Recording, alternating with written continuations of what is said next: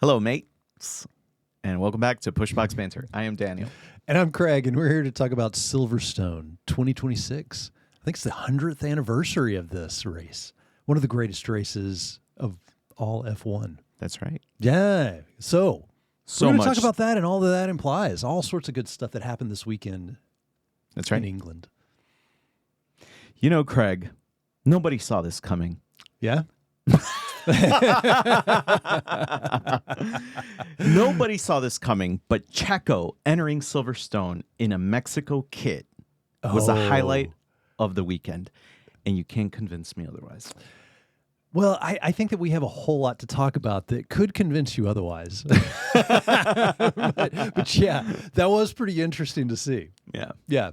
Yes. So we've got some interesting things. You know, I mean, we talk about Checo, we talk about Cadillac. We have, they're in their USA livery. right. And then That's right. Checo, of course, he's wearing all USA stuff. And then the top of his helmet has the Mexico flag on it. Well, it always has a Mexico flag. I know. So I know. this I kind of know, works so- out. It yeah. works out. I mean, it speaks to a lot of. It speaks to me. Yes, exactly. So, so let's dive in. Let's dive into the weekend. Let's dive right in. One of the bigger stories, one of the headlines really of this weekend was Fernando Alonso finally winning a race, an F1 race, finally. Yes, Granted, he finally did.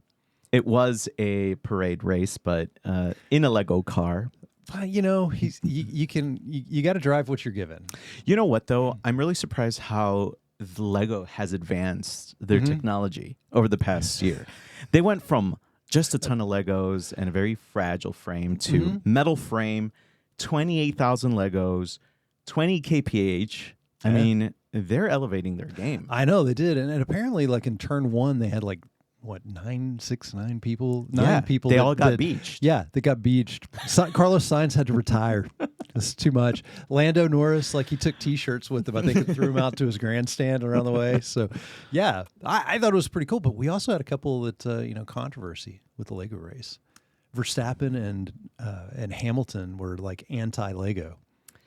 Yeah, tell us about that, Craig. What's going on with Hamilton and Verstappen and Lego? Well, what's the beef? They just didn't want to do it, basically. But I think the last time, because everybody was like playing bumper cars, they didn't want it to turn into a bumper car and then have Legos all over the track and then get punctures during the race. Okay. You know, they're concerns for the bigger picture. Right. Come on, guys. For the race have a as a little whole. fun. Yeah. Have a little fun. I know. It's for the kids. It's for the children. It's for the children. It's for the children. It's for the children. And shouldn't we do more for the children? That's right. Yes. Exactly. We have to think of all those kiddies out there, all those kiddos. Yes. Those little mates. Yes, those little mates out there. Yes. Okay, so Legos. Mm-hmm. Another interesting little tidbit about going into this weekend. Mm-hmm. Christian Horner back on the paddock. What? Yes. He showed up at the paddock. Yeah? Which kind of gives us a really interesting scenario. Why was he there, and who was he talking to? Who do you think? Who do you think he is talking He to? could be talking to Alpine. He could be talking to Aston Martin. He could be talking to maybe some teams that don't exist yet. Maybe it could be YD. It's true. I mean, he's all connected. in- He's connected with everyone. But he did mention that he is looking to make sure that the project makes sense, and he'll come back when he's ready. So we shall see. Yeah.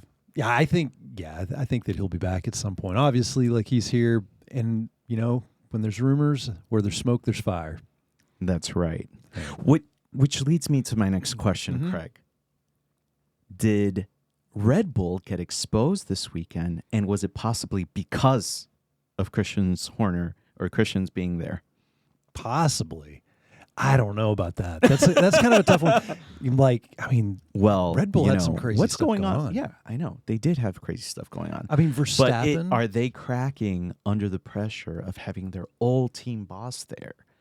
Is there this elevated pressure to perform and to say, hey, we did this better than you? On the surface, I want to say, no, they can't be. But, all those guys are super competitive, and I guarantee, like, either they're trying to show that they're worth their money, or they know that Christian Horner's going to go to some other team, and they're setting up for the next step for their careers. Because a lot of these guys are, they're rumored to leave.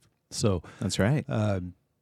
That's a good question. And it kind of gives and opens up bigger things, right? Like Hajar. Hajar has been basically out qualifying his teammate. I don't want to say consistently, but 3 races I know this year. So, That's kind of a lot. yeah, I mean, Verstappen, like, what's really going on with him? We've got Hajar out qualifying him again. Right. And, like, once or twice is one thing, but, like, in the past few years or past couple of years, I don't think any of his teammates have out qualified him. And now you've got it 3 times, and we're not even halfway through with the season. Like, I mean, it makes you want to ask, who's their number 1 driver? Like, and part of the time I'm like, okay, maybe it's Hajar. But when things start happening over and over and over again, it becomes a trend. And there's a reason behind it. Yeah. Well, I wouldn't say he's the number 1 driver, right? But what I think you're getting at is that, is Hajar the future where Max Verstappen might not be with the team soon? So that's true. It's like, do you really put all your eggs, or do you continue to put all your eggs in that basket when he's linked to Toto, he's linked to McLaren? Right. What was it that Lando said recently? Oh, Lando was talking about, he'd love to have Verstappen as a teammate. Yeah, of course, because that'd be a great challenge for him. And they're best friends. And they're besties. Yeah. Yeah. So yeah. I mean, would he go to McLaren? That would be so weird to see him in Papaya. It really would. Some of my McLaren brethren out there would love to see that. But yeah, that would be really strange. Yeah. Well, it'd be very close, because the Netherlands has the orange. Papaya is very close to orange. Yeah. I mean, you're probably offending some McLaren fans right now. Well, that's why the Lando stands are bright green, neon green, because they got to differentiate the Papaya from the Max fans. Of course. That's true. Makes sense. That's true, yeah. Anyway. Yeah, they were out and showing this weekend. Yeah. I don't know, man. But it is troubling with Verstappen, because is it becoming a trend? He's cracked because, a little spoiler alert here, guys, if you haven't seen it, he wrecks. Yeah. At the very end of the race. With 3 laps to go. Did he crack under the pressure? Is he pushing the car beyond its limits? I think he definitely pushed the car beyond its limits today. I agree. And the car, like, he was so mad at it when it got out. And he kind of, you could tell he was upset with the performance of the car all weekend. But is it a trend? Is it a trend of, because you've got 4-time world champion, and he's had 3 different times DNFs this year. So, I mean, what's going on with that? Like, when it happens once, that's one thing, but 3 times in the same year, is it a trend? Is he starting to slip a little bit? I hope not. You know what? I think the most important thing is that we don't live in the past. He is an elite athlete, but at this moment, I mean, with the new regulations, the new car, it's just not working out for him, and that's okay. Yeah. But like I said, I think Red Bull just have to think differently, and going into the future, they need to do things that benefits both drivers. And if it just so happens that it's Max that gets the short end of the stick there, well, he's got to adapt, just like all his teammates in the past have had to. That's true. He does. I mean, and the great ones should. I mean, theoretically. Yeah, no, I agree. There you have Lewis Hamilton. It takes a struggle. He's getting there. But of course, it's never going to be made for you. He's got to make the most of the car, the package. Right. So, right. I mean, obviously, hey, kudos for him. He's trying. You want to see him push to the limit. But, what's the limit on that car? What is it that's not working? Right. With Max Verstappen, we talk about, hey, he's got 4 championships and all this stuff. But in reality, you're only as good as your last race. That's right. That's the case always. Yeah. So I hope he starts winning. So do I. Makes my heart a little sad to not see him on the podium. So let's talk about winners. Okay. Right. Spoiler here, right? If you didn't watch it, you should go watch it. But by now you probably know Ferrari won this race. Now, did Ferrari win this race, or did Mercedes and Red Bull lose it? Oh, man. That's a great question. Ferrari, for Charles Leclerc, had some really good tactics, and they got lucky too. Yeah. They got lucky because of Lewis Hamilton at the beginning of the race, kind of helping create some space and getting in between Charles Leclerc and Kimi Antonelli. But at the end of the day, they had luck on their side for that top podium spot because Antonelli was closing in. That car, that Mercedes car, those are the best. Antonelli that's the was best going out to, there. Antonelli was going to win it. No questions. Right. So, yeah, complete luck there. So a little good strategy, but we don't want to take it away from Ferrari because they've done strides in developing that car to be competitive, to be like 0.1 second from being there with the Mercedes. But luck was on their side because over the span of the race, they just can't hold on to the lead. Yeah. Though they're quick, they're just not that. They don't have the performance quite yet. Right. In certain spots of the track, they definitely do, and then in others they don't.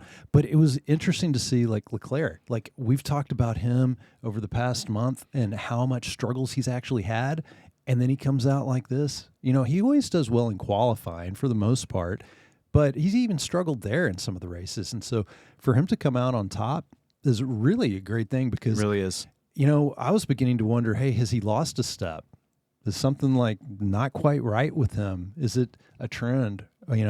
But maybe it was just him getting used to the machinery. And now like it's a confidence thing too. It's confidence and he's back. It's been like 19 months or something, more than a year since he's won a race. And so it's his time. Yeah. It's his time. It is his time, and he took it, and he took advantage of it because, Ferrari is known for having really bad luck on calls and things like that. And sure enough, we saw that with Lewis Hamilton. Now, we're fortunate, I think, to be able to see Lewis Hamilton on the podium again. True. But is this like a false hope for us? Do we think he's going to maintain that momentum and bring on a fight to Antonelli and the Mercedes? Or is it, the beginning of possibly something where he collapses and he gets strung with all these bad calls? I mean, today he lost 3 points to Russell unnecessarily. What would you have done? Would you have stayed out? Would you have pitted? I mean, was it the right call? Well, I mean, here's the deal is like, just a few laps left, gets the safety car, and they're running 1-2, Leclerc, Hamilton, and then Russell behind him. Yeah. So they decide because they think that they're going to have one lap, a total shootout at the very end, and they want Hamilton to make sure that he wins that shootout. So they pit him, they put him on soft tires. Mercedes leaves Russell out on old tires, mediums, keeps him out there. Now, this is something that the FIA and the stewards messed up. Right. Because they were indicating that they were going to have a one-lap shootout. And so Ferrari makes a decision based on that. Was that call after they had already pitted? That's a good question. I don't know. And I think it was. I think it was because there was no telling how quickly it was going to happen because they pitted right away. Right. So here you have it, record crowd, at Silverstone, biggest race, and there's a good chance for a one-lap shootout, and the FIA drops the ball again, and the stewards drop the ball there. Because I think they could have had that, and I think they should have, but they didn't. So, so you could say, hey, Ferrari screwed up this, because if they had left Hamilton out, he would have easily had second without the shootout, right? Right. As it played out. 100%. With the shootout, but I think he probably would have too. I think he would have held off Russell. I think he would have. Yeah. Especially with the softs, right? I mean, there's no doubt. And the way he's been driving, man, he's spot on. I feel that luck is never on Hamilton's side when it comes to calls, right? The FIA coincidentally always messes up when it comes to Hamilton. Yeah. Is that a coincidence? It's almost like there's a conspiracy. Like I don't want to say that, but like at some point he pissed somebody off in the stewards. Yeah, and it's like, oh, hey, safety car didn't get the call. I have to go in. Safety car's ending. Instead, it's like, all right, hey, sorry, you're gonna get third. Right. You're still on the podium, but overall, like Ferrari had a great weekend. Yeah. Hamilton overall had a really good weekend, sprint weekend. I mean, but again, he could bad have luck. had a great weekend. Bad luck Just with yeah, exactly. you You know? start first, and then you don't hold that pole position Yeah. in the sprint. So, yeah. So speaking of luck, Yeah, talk to me, Craig. what do you think about Antonelli's luck today? Antonelli has had really bad luck, and nothing to do with him. He's got the heart of a future lion, and he raced his heart out. He did great. He challenged for the lead. He got the lead. He got pole. All these good things, right? And he couldn't keep it. The car failed him, and hopefully that doesn't continue on to the next races, because if reliability is a problem, that's going to cost him big in the championship. So he had some struggles today, right? Yeah. And he was moving up, and you could tell like his car was the fastest car out there. Yeah, At some point, I mean, eventually, like I think Hamilton's ended up with the top speed, but he was catching up with Leclerc. Right. He would have caught up, and I think he probably would have passed. But when he had some of those issues that came out later in the race, and he just kept dropping. It makes me wonder, because any of the races that he's finished on the podium. But, yeah. You were saying, Craig? Yes. Any of the races that he's finished on the podium, but then until today. And so he starts dropping down, and it makes me wonder, like, some of these things, is it going to hurt his confidence, or is he going to push through that and use it for fuel to fire him on to greater things? Because he was 40 points up, and now he's like 25 points up in the Drivers' Championship. And like he's starting to have car reliability issues. That's right. He's starting to have some questions on how they're kind of doing things. Like in one of the, I think in one of the qualifyings, like they actually had him run first instead of last, so he didn't get the benefit of track evolution, but he still ended up getting pole. So I don't know. It's going to be interesting to see, I think. Yeah, I think it's going to depend on the garage. What is the garage doing to benefit that driver? Because I think me and you had this conversation, and I think he's the established first driver on that team. So, I mean, that's the conversation that we've had, right? Right. Is the conversation is like, because and we've heard this all year long, who is Toto going to choose? Is he going to choose a number one driver? And he's kind of commented, hey, I would choose way earlier than McLaren did last year, That's right? exactly He's not going to do what that. he said. But I don't think he really has to choose. I think it's obvious.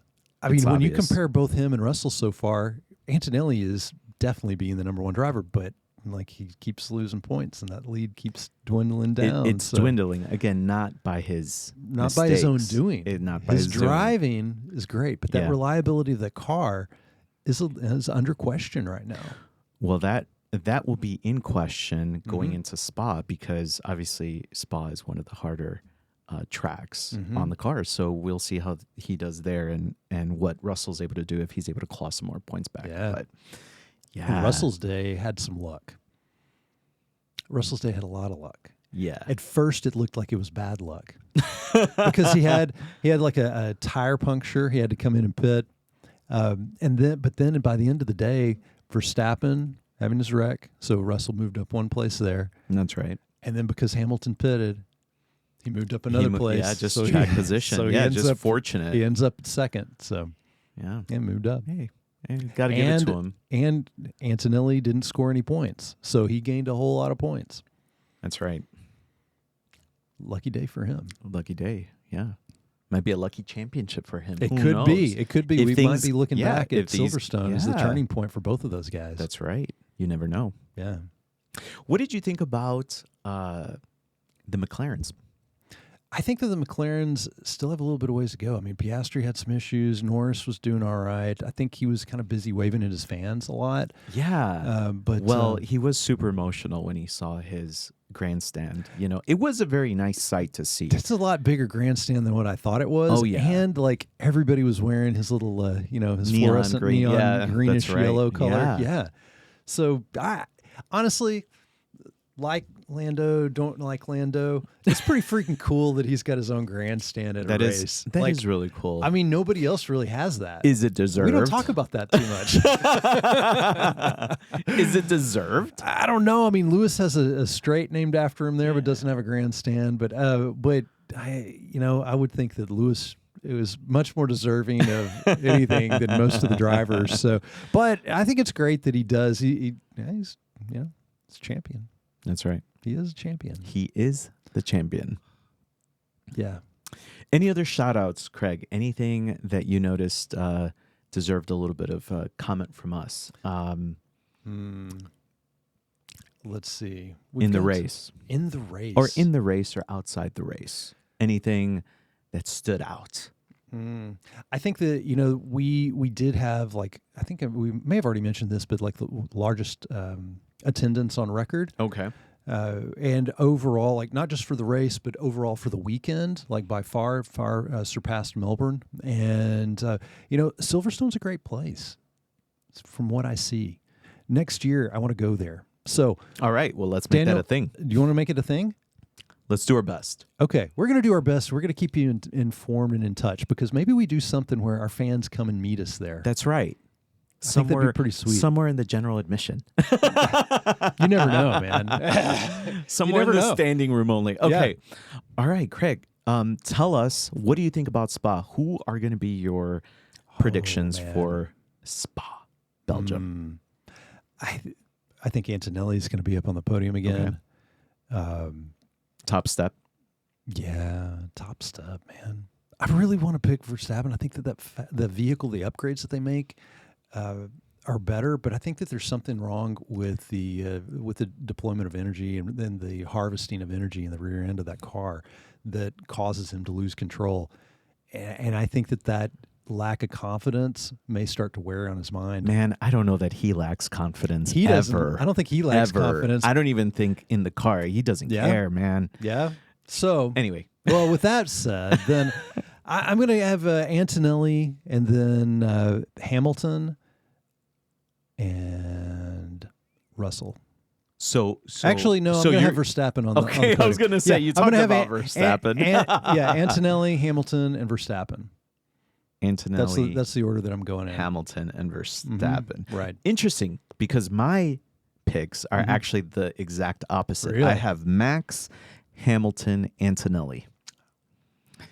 Interesting. So I know I don't have a lot of confidence in this in these, but this is what I want it to be, and I'm going to go with it. Okay, that's good. Because sometimes, Daniel, you need to go with what your heart tells you to do. 100%. Yeah, I think that's important in life. Yeah.